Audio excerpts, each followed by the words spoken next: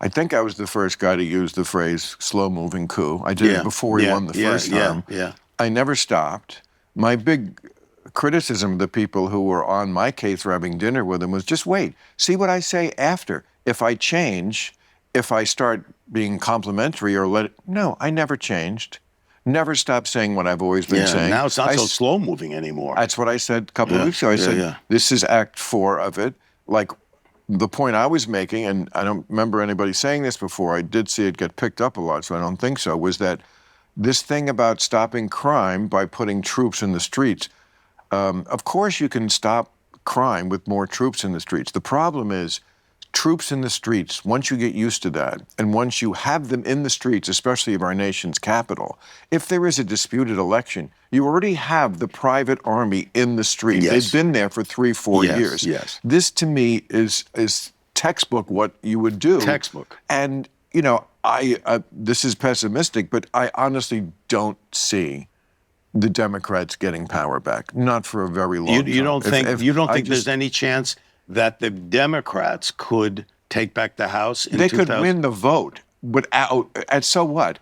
Congress, I was saying today, we should do something in January about, let's get rid of the State of the Union address, because it leads the country into a very bad thought, which is that the president is the one who suggests what should be done. That's not what the Constitution says. Congress does that. The president just is supposed to execute the laws.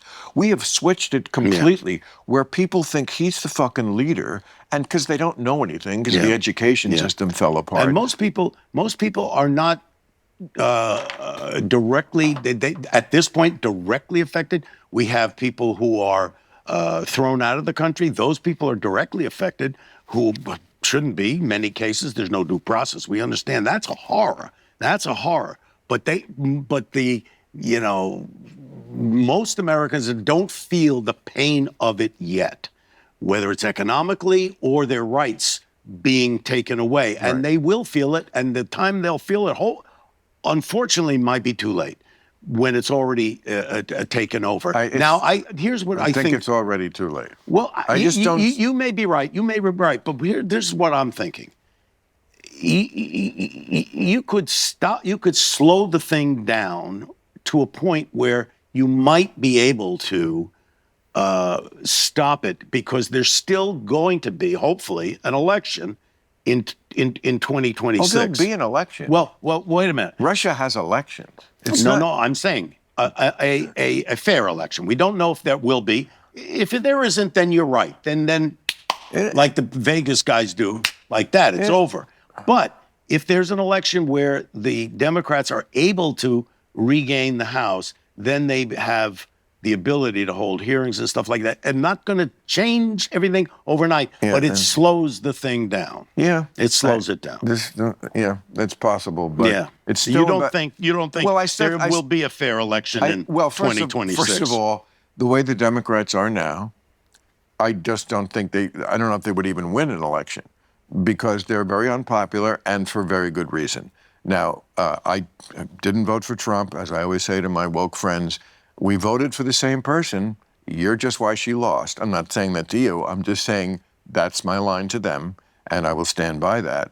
And everything Trump is doing, and by the way, a lot of the things that he would say he's straightening out, almost all of them, I would say he's doing it in the wrong way, colossally wrong, but not wrong about like a lot of things that needed straightening out. The border, for example. Yeah, but he's not really straightening it out. I just said that. I said he doesn't do it in the right way. But the that instinct and there was a bipartisan bill that called for stronger border security, all of that, and the Republicans said, "We don't want it." That's politics. And by the way, it was developed by a bipartisan group in the Senate. And they're, very conservative Republican senators who were in favor of it. Anyway, we're far gone from that now. I mean, we're so far from that. Right. I just don't see them, giving up power. They have all the levers of power, and power begets power. Once you have it, it's easier to get more of it. Yep. It's like rabbits breeding. Well, especially if you have no compunction for thumbing your nose at at a court ruling And or if- the rule of law. right. If you don't care about Right. it, And if the people don't like the Democrats, again, often for very good reason, they don't seem connected to reality in a lot of ways, and they don't seem to be on the same page common sense-wise with a lot of people. So there's a lot of people in this country who just go, yeah, I don't love Trump. He's crazy, but these people are even crazier.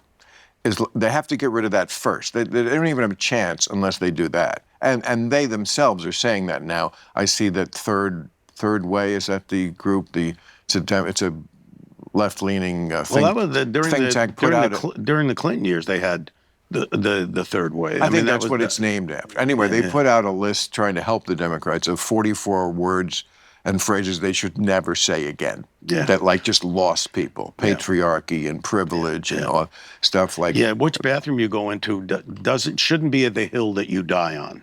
Right. Yeah, right. And for people who are our age who pee a lot. Yeah, this is really. I just if there's a room, I can open it up and go in. I have that joke. I put it in bucket list. You know, I was making this movie, American President, and they had a consultant on it. He was a retired Secret Service guy, and he was telling me, because he was an older guy, he said, the 3 things you got to remember when you get old. And I put it right in bucket list. I had Nicholson say it. He says, never pass up a bathroom, never waste a hard-on, and never trust a fart. So that was the 3. So, yes, if there's a bathroom there, we want to be able to access it. See, there's one you could redo. The bucket list? No, the American President. Oh, the American President. Yeah. I mean, God, when you think of now, this is Michael Douglas in 1990 something. 6 or something like that. I mean, that's 30 years ago, and you think about what the presidency was. Yeah. And and the issues are still the same. We still have a gun. We still have too many guns and people getting, murdered every day, on the streets. And we still have problems with the environment. Those were the 2 issues that we focused on. Right. She was a lobbyist. She was a lobbyist for an environmental group. Right. And, that was the thing that I was interested in at the time. And Aaron Sorkin, who wrote the screenplay, he was interested in gun control. Yeah. And, it was as I remember the film, the crux of it is like politics is about making deals. It's about bargains. And like, of course, somebody can always get butthurt about you're not pure enough. Again, this is a big problem with the left. Perfect is the enemy of the good. Right. But that's why, like, Obama, he was great at that. I mean, he was that guy who thought that and said that perfect is the enemy of the good. And let's get what can be done practically. But nobody's willing to do that now. Nobody is. Both sides are not willing to do anything like what is the old, the days, you talk to Chris Matthews, who worked for Tip O'Neill, and he said Tip O'Neill and right, they would talk all the time. Again, exactly. The opposite. This is why this would make some sense for the Democrats if they had any power. But the idea of we don't talk to you when we don't even have the power, of course you have to talk to people.